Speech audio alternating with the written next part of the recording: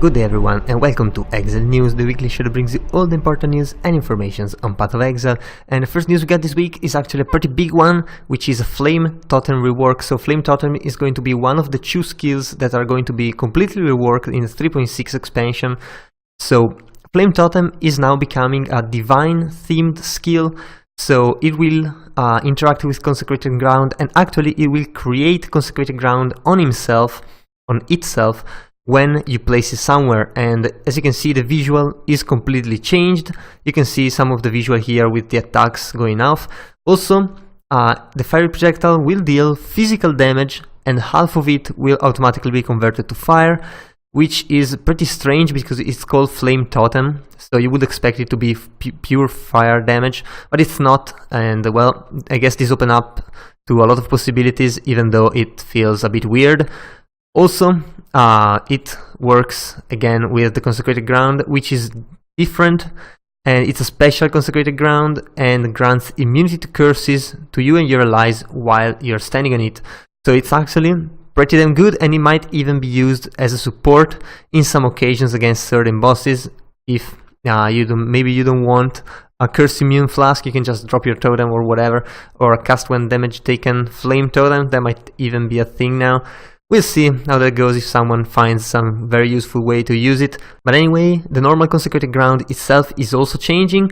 So it used to grant regeneration, life regeneration to you and your allies. It will still do so, but it will also cause hits against enemies in the Consecrated Ground to have increased critical strike chance.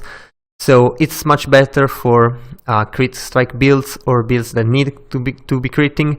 And well, you can just place the totem somewhere and use it for yourself, or you can just go crit on the totems, and it will be much stronger the closer it is to the enemy, as long as the enemy is inside the Consecrated Ground. So this might actually be pretty interesting. The visuals are definitely really cool, so we'll see how that goes in the next update. And we also got the preview for a new Hideout.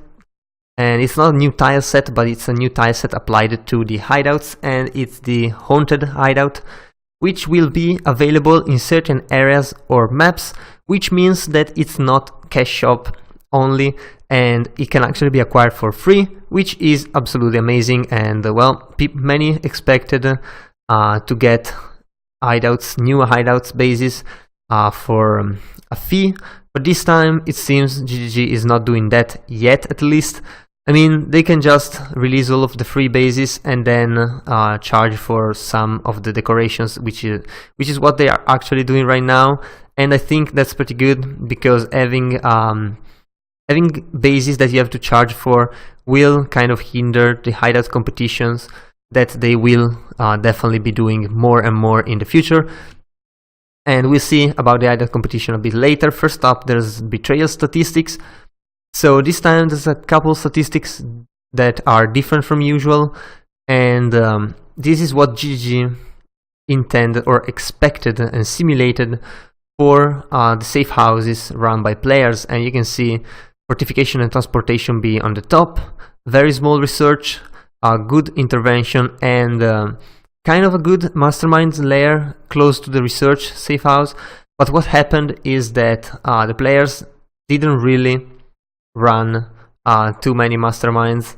At least once they understood how the thing worked, they ran a lot more researches than expected and a lot less masterminds, which, to be honest, is not that unexpected, because the mastermind is definitely not worth it. I mean, beside being a clusterfuck of a fight, it's just not worth it, because the rewards aren't there at all, and it resets your syndicate thing, so all of your other safe houses progress is thrown away. So it's definitely not worth it unless you're running for the challenges, but other than that, no one really runs it, and it's not a surprise right there. Also, GG noticed that for solo self-found hardcore or solo self-found at all, the percentages were much closer to what expected rather than the normal leagues. And that probably implies that being able to trade changes the percentages here, which is actually pretty interesting. And GGG will definitely use these informations for other leagues if they will be able to do so, and if the leagues are not that different. But anyway, we also got the usual challenge progress, and well, to be fair, I think it's getting a bit dumb here, and that's because the league is pretty much done by now, and I mean there's still time, but most players just did everything they wanted to do, and well, either left or are just wasting time there.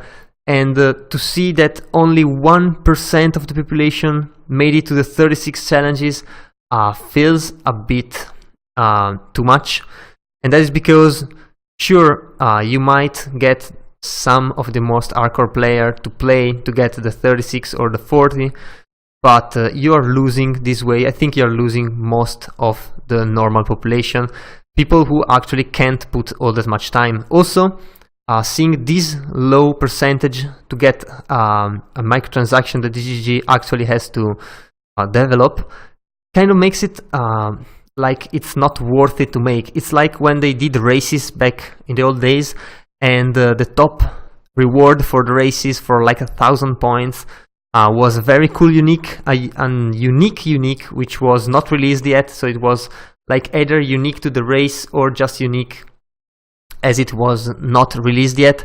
And what happened is just that not enough players played into the races, and it was not worth GGG time to make those microtransactions and to make the races as well. So what I see here is the same effect.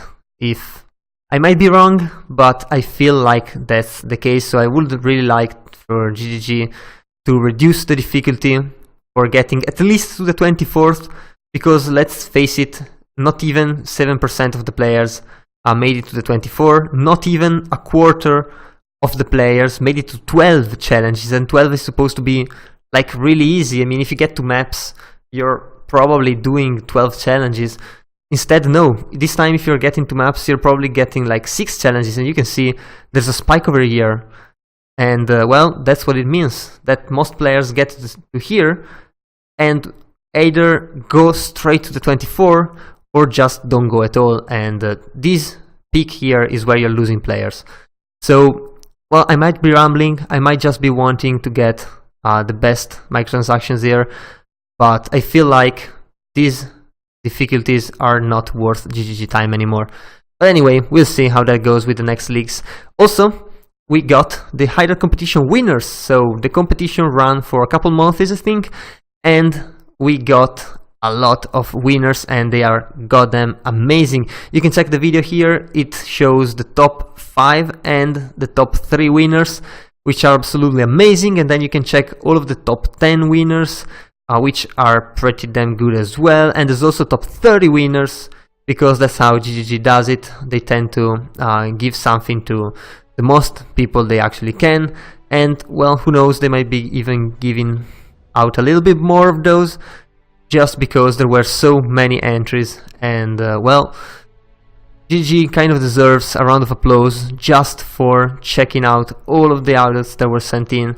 That's a pretty massive task to do, to handle, and I guess they did it pretty well, because the top hideouts are definitely amazing. So hopefully we'll be able to copy these hideouts really soon into our own, and that will make it really cool.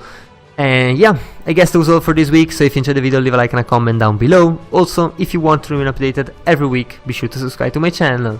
So that was all, I've been your host Giorgio, and I'll see you guys the next time.